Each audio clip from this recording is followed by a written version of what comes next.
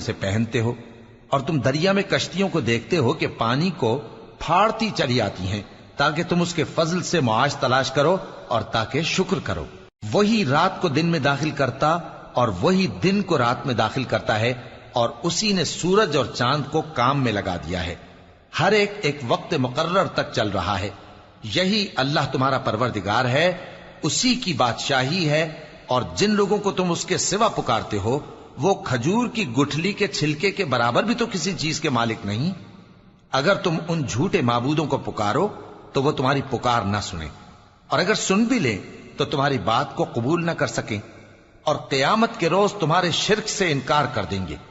اور ایک ہی باخبر کی طرح تم کو کوئی خبر نہیں دے گا۔ لوگو، تم سب اللہ کے محتاج ہو،